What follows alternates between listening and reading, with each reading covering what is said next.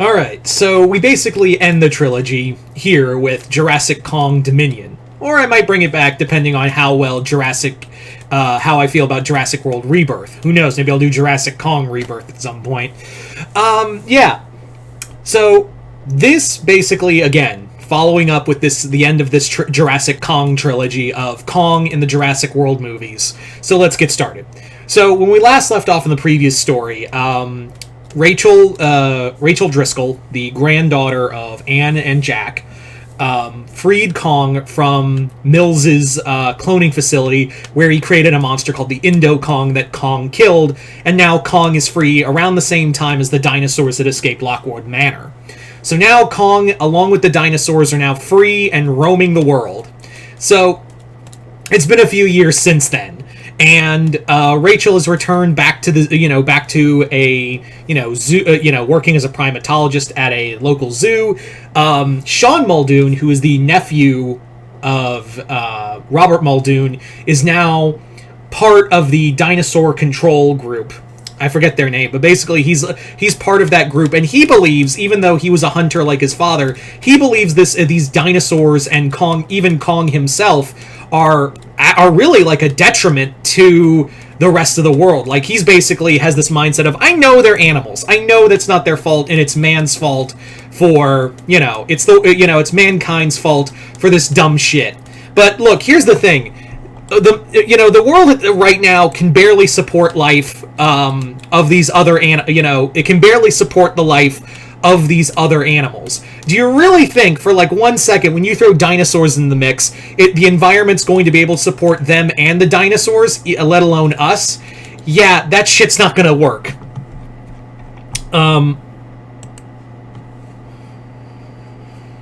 Sorry, it's been a long day, but yeah. So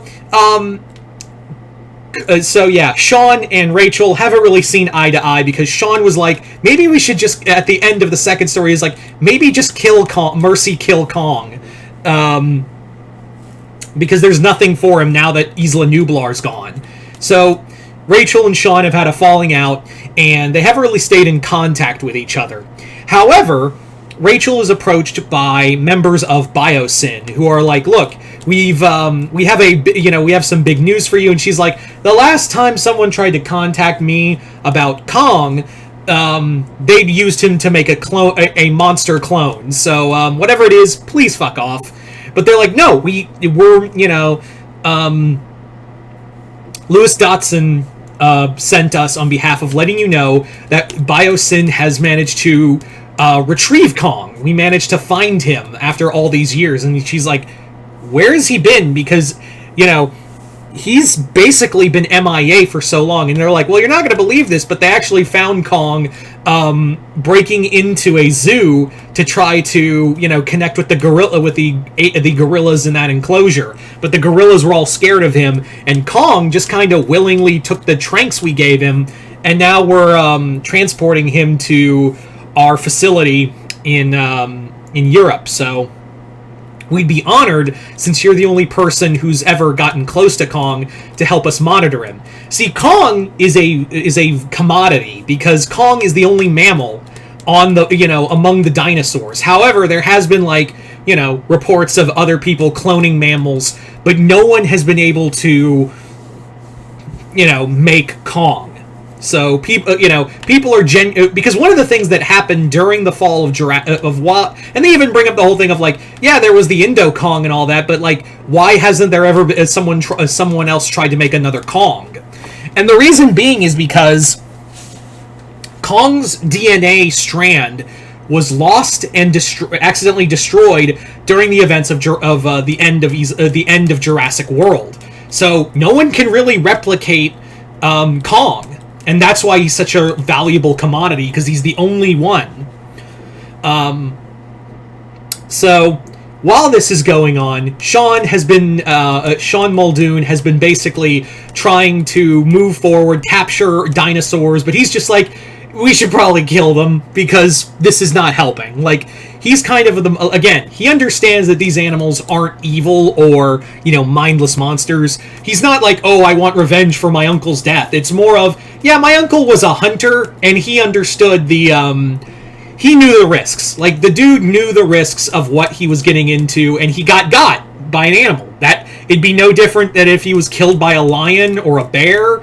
But the reason why he's so, like, adamant of destroying the dinosaurs is, again, he understands that these animals don't belong in this time anymore. So it's all so he's kind of the mindset of it's they had their time, and now mankind, it's going to be it's going to be a them or us situation, and in the way I see it, it should be us. Yeah. Yeah. So while this is going on, Sean is then makes contact with Ellie Sadler, who in here, Sadler is not looking for giant bugs. That plotline is not existent in this Dominion storyline. In here, instead, is that she's basically contacted Sean because he is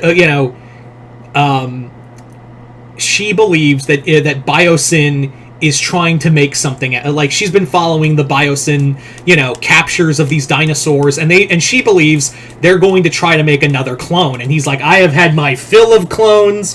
I have had my fill of all of that. What could they gain from taking over, all of that? And she's like, well, a lot of black market researchers and what have you have been searching, have been trying to find a way to make a clone of Kong. And what's going to happen if they make that clone? And he's like, nothing good. And she's like, exactly. So I need your help. And I've contacted Dr. Grant. He's going to help us get into Biosyn and figure out what's going on. So Sean is basically like, all right, why'd you need me? And she's like, you encountered Kong. And we also understand that Rachel Driscoll is going to be in, the Biosyn facility too. And he's like, cool. We didn't leave on the best terms. And she goes, me and Alan didn't either. So he comes along. They are basically brought to the facility, and sure enough, Rachel's already there, and the problem is she's already raising hell because she's like, you're doing the same things over again. You put the T-Rex and the Giga, and now you've thrown Kong all into the same facility. Does Luce Dotson not understand what these animals can do when you're, at least on Isla Nublar, these animals had enough space. This preserve you've created barely has that. And also, Kong's not gonna take the implant you gave him, and Dotson's right, like, yeah.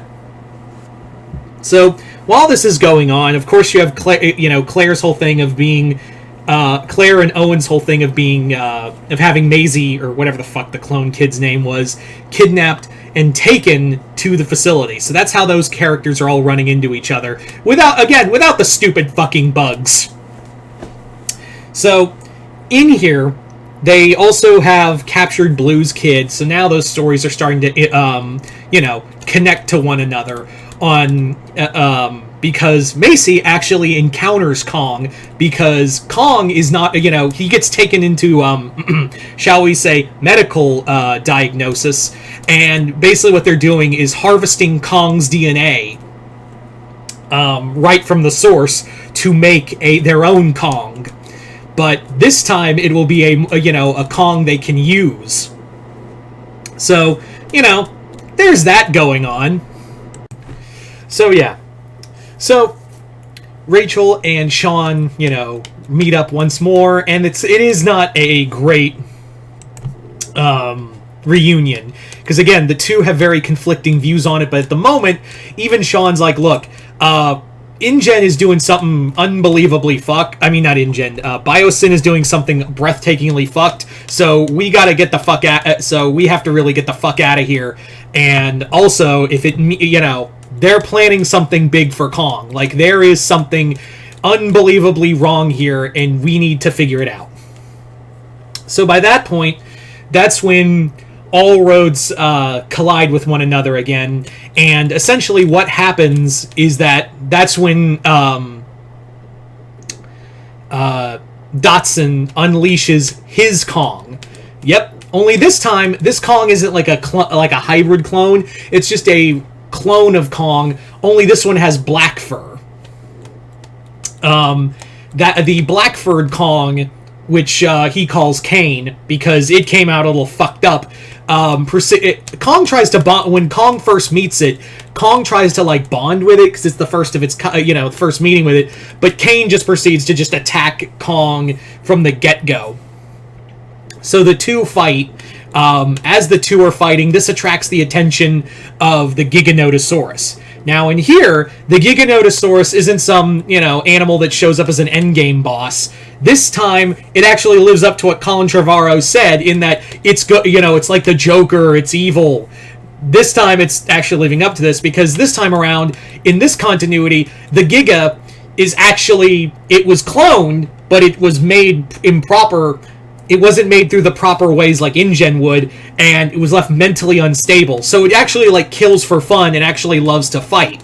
So when it sees the fight between Kane and Kong, the Giga just gets into it and proceeds to attack to attack both of them. As it becomes a 3-on-1 fight, as the fight continues, it basically becomes just a big brawl while everyone's trying to avoid the three-way fight. Kane actually kills the Giga in the match and proceeds to go after directly Kong again. As shit is hitting the fan, everyone's trying to get the fuck out. Kong and Kane's fight now attracts the Rex, where in here the Rex actually helps and Kong kills Kane. And the two again part ways. There's like Grant even points out there seems to be a mutual understanding between the Rex and Kong. By the end of it, there's really nowhere Kong can go. He's after his fight with Kane and everything else. He's wounded. He's tired. He can't really keep going on. So they decide to leave him, give him some peace as the last of his kind.